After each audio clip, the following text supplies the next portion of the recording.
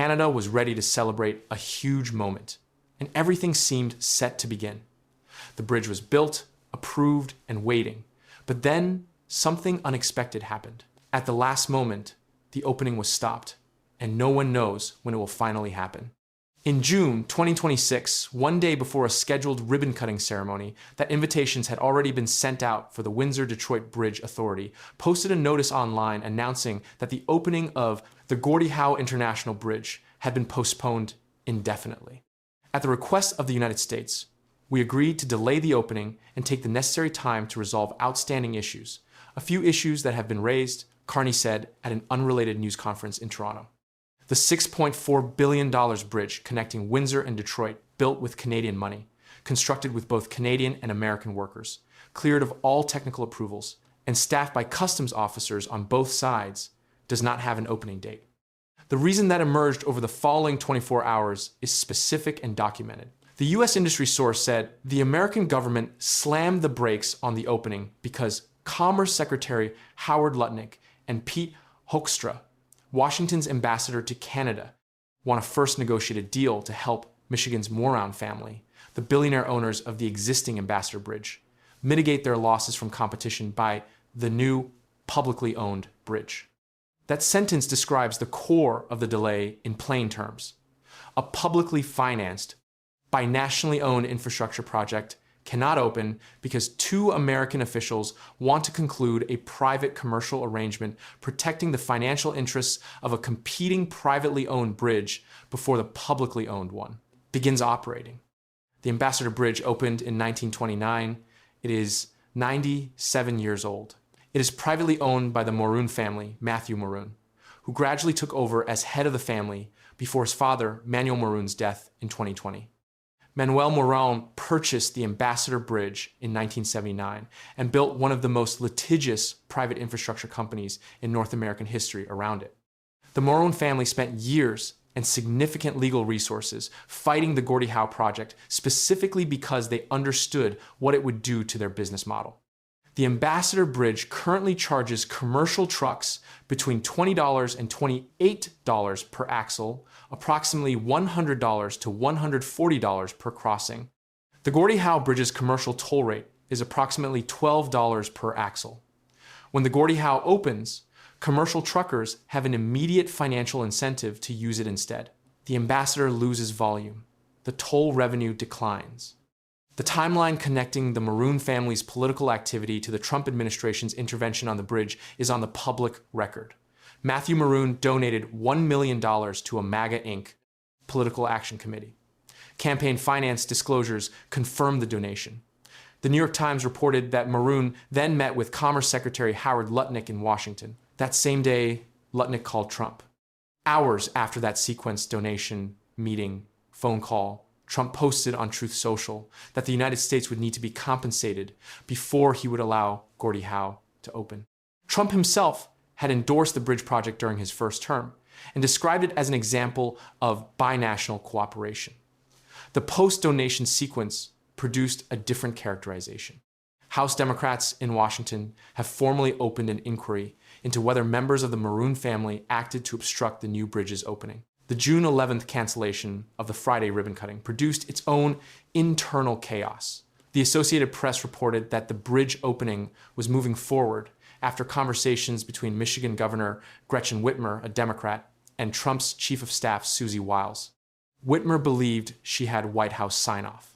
Invitations went out, but Lutnick, who learned of the planned ribbon cutting on Monday night while attending a New York Knicks game with Trump at Madison Square Garden, was caught off guard by the news. Lots of people objected because they were caught off guard, Hoekstra told the Detroit News on Thursday. The left hand and the right hand of the same administration were operating on different information, and the result was a ribbon cutting that was planned, announced, and canceled within 72 hours. Carney was careful to distinguish the bridge delay from the CUSMA negotiations proceeding toward the July 1st deadline. He stated explicitly that the issues raised around the bridge are separate from the trade discussions. He did not specify what the outstanding issues are. He confirmed Canada agreed to the delay at American request, and he repeated that there's not great drama here. His restraint in the public characterization of the delay is consistent with a government that has decided not to escalate publicly over a situation it cannot resolve through public pressure. Canada built the bridge. Canada paid for it. Canada's Crown Corporation has all the technical approvals, but without American authorization, the bridge cannot open to traffic. Michigan House Speaker Matt Hall, a Republican ally of Trump, suggested in Lansing on Thursday that the holdup relates to U.S. officials attempting to accelerate their share of toll revenues beyond the timeline specified in the POTUS's 2012 agreement with Canada. Under that agreement, Canada collects all toll revenue until its $6.4 billion construction investment is fully recouped, after which revenue splits equally with Michigan. Hall contended that rising bridge costs and declining border traffic projections mean Michigan may never reach the revenue-sharing stage, and that American officials want to renegotiate those terms before the bridge opens, rather than after. The 2012 agreement was signed by then Michigan Governor Rick Snyder, a Republican, and then Canadian Prime Minister Stephen Harper. The Canadian federal government agreed to pay the full construction cost after the Michigan legislature refused to contribute, due specifically to lobbying pressure from the Maroon family. Michigan received joint ownership of a $6.4 billion structure, direct highway connections funded by Canada, new customs facilities funded by Canada, and the right to share toll revenue after Canada's investment was recovered, all without contributing initial capital. That arrangement is what Trump characterized in February as Canada owning the bridge and collecting all the revenue. Although we would all like the Gordie Howe Bridge to open, Canada need not fall on bent knee to make it happen. Get us a great trade deal, Carney.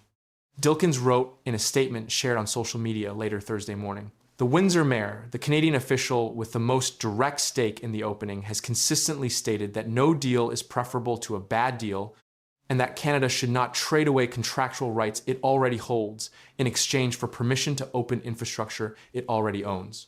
The president of the Ontario Trucking Association, Stephen Laskowski, described the delay's commercial impact directly. I think moving forward, we're hoping whatever the issues are that's holding this back, they're moved aside, and these delays unleash the reality of a piece of infrastructure that allows Canadian and U.S. businesses to thrive. Commercial trucking companies on both sides of the border are continuing to pay Ambassador Bridge toll rates, while the lower-cost alternative they were preparing to use remains closed with no announced opening date. The broader commercial consequence of the delay extends beyond Windsor and Detroit into the manufacturing corridors of Ontario and Michigan that depend on the Windsor-Detroit crossing's total capacity. The Ambassador Bridge is 7 years old, and physically deteriorating chunks of the structure regularly fall off, causing lane reductions on the bridge deck and street closings below in Windsor. An expressway running across southern Ontario ends on the outskirts of Windsor, forcing commercial trucks to navigate a slow, congested local road route to reach the Ambassador's approach. The Gordie Howe Bridge eliminates that bottleneck entirely. Connecting directly to Highway 401 on the Canadian side and Interstate 75 on the American side, purpose-built highway connections that bypass Windsor's surface streets entirely and reduce crossing time by an estimated 20 minutes per trip.